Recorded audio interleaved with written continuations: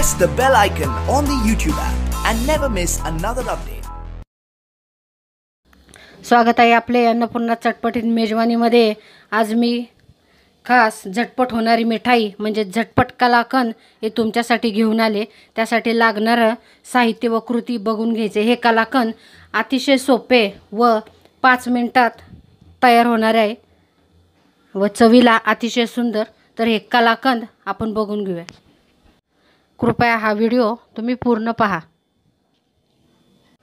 300 gram condense milk, हे माझं condense milk homemade आहे, तुम्ही बाजारातही विकत आणू शकता। 250 ग्रॅम पनीर, एक छोटा चमचा विलायचीची पूड व छोटे 2 चमचे दूध पावडर। आता आपल्याला हे पनीर किसून घ्यायचे। हे पनीर सर्वात लहान किसणीने किसून घ्यायचे आपल्याला।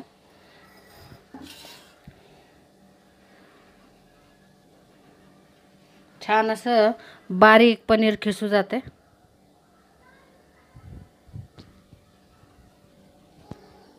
पनीर खिसून झाले, आता छान असं बारीक पनीर खिसून झाले। आता मी हे पनीर एका इथं फ्राय पॅन मध्ये किंवा कढईमध्ये टाकून घ्यायचे।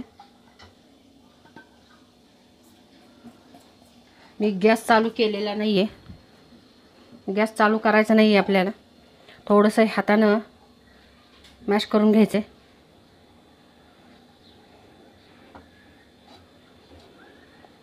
आता त्यामध्ये लगेचच आपण हे कंडेन्स मिल्क घेतलेले आहे ते टाकून घ्यायचे।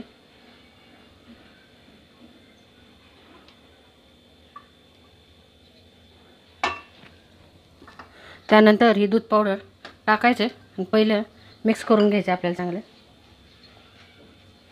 कढई माझी गारच आहे, मी गॅस चालू केलेला नाही।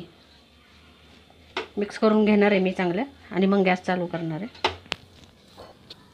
आता चांगले मिक्स झाले, मी आता इथं गॅस चालू करून घेतलाय। गॅस हा तुमचा मोठा जर तुम्ही बर्नरवर ठेवला असेल कढईत आपली, तर एकदम बारीक यावर तुम्हाला हे करायचे। मोठा गॅस करायचा नाहीये, नाहीतर आपले मिश्रण हे जळून जाते। आता आपल्याला बारीक गॅसवरच ह्याला हलवत राहायचे। त्याचा कलर थोडासा बदली होईस तोपर्यंत आपल्याला ते हलवत राहायचे। चिटकून देऊ नका। शक्यतो करून नॉनस्टिक पॅनचा किंवा कढईचा वापर केला तर कलाकंद हे अतिशय उत्तम आणि छान होते, ते झटपट होते। त्याचा रंग बदलस तोपर्यंत मी त्याला हलवत राहणार आहे। आपले मिश्रण आता घट्ट होण्यास सुरुवात झाली आहे। मी एकसारखे 5 मिनिटं झाले मिश्रण हलवते। मिश्रण मी एकसारखे हलवून घेते। माझा हात थांबलेला नाहीये, कारण हे खाली चिटकू नये म्हणून मी एकसारखे हलवून घेते। चांगले मिक्सही झाले पाहिजे। त्याचा थोडा कलरही चेंज झालाय।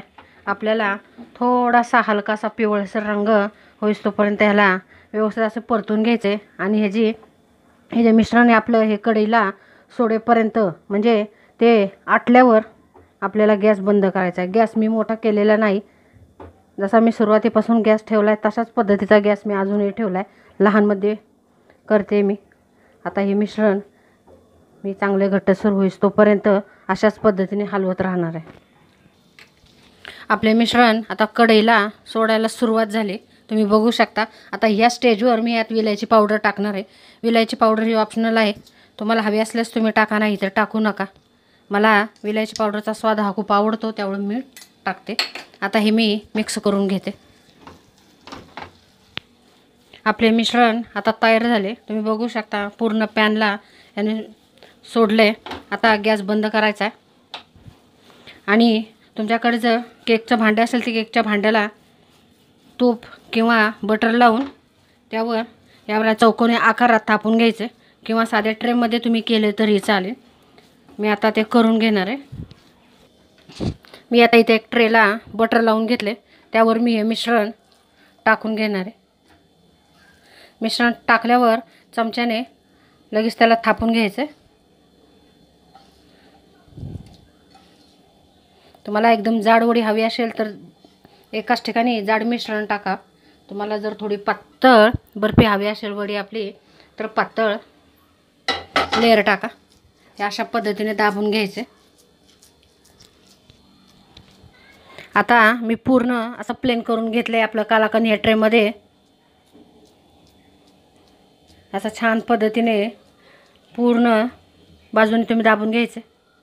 मला माझ्या बऱ्याच जणांचे फोन येतात आणि सांगतात की तुमचं नोटिफिकेशन मला येत नाही। त्यांच्यासाठी मी एक गोष्ट इथे सांगते, ज्यावेळेस तुम्ही माझं कुठलीही रेसिपी पहिल्यांदा बघता त्यावेळेला एकदाच सबस्क्राईबचं बटन दाबायचं आहे आणि बेलला क्लिक करायचं आहे। परत त्या बटनला तुम्ही हात लावायचे नाही आहे।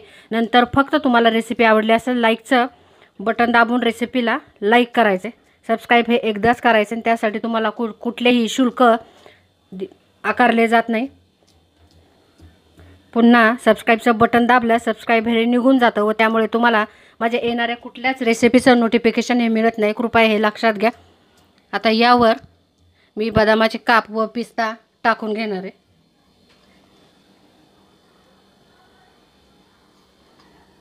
पूर्ण सगळ्या बाजूने टाकून घ्यायचे।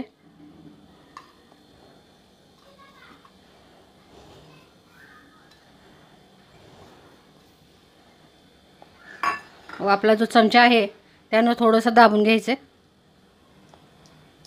विलायची पावडर ही तुम्ही वरूनही टाकू शकता, पण जर ती अगोदरच जर आपल्या कलाकंदमध्ये मिक्स केली तर कलाकंद खाताना ही खूप छान टेस्ट लागते त्याची। आता हे कलाकंदचा ट्रे 2 तास आपण फ्रीजमध्ये ठेवायचा सेट होण्यासाठी। त्यानंतर आपण ह्याच्या वड्या पाडून घेणार आहोत। आता आपला एक कलाकंद छान असं सेट झाले, हे अर्ध्या तासातच सेट झाले। आता मी कटिंग करून घेते।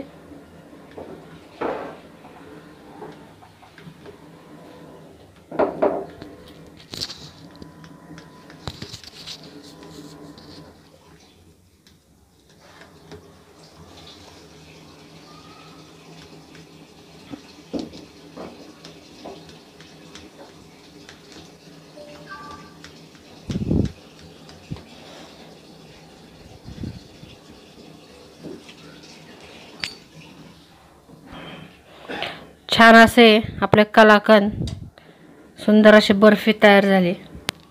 अतिशय सुंदर तिचं स्ट्रक्चर दिसते। तुम्ही यात वेगवेगळे रंग घालून सुद्धा करू शकता। मिश्रण ज्या वेळेला कढई असेल, कढईमध्ये कढई सोडायला लागेल त्यावेळेला मिश्रण थोडंसं साईडला घेऊन तुम्हाला हवा त्या कलर, हिरवा कलर, लिंबू कलर कुठलाही घालू शकता तुम्ही, त्यामध्ये घालून फेटून अशा प्रकारे सेट करू शकता।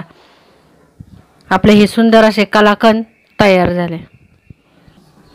माझे कलाकंद तुम्हाला आवडले असल्यास नक्की माझं चॅनल सबस्क्राईब करा आणि हो लाईक व कमेंट करायला विसरू नका।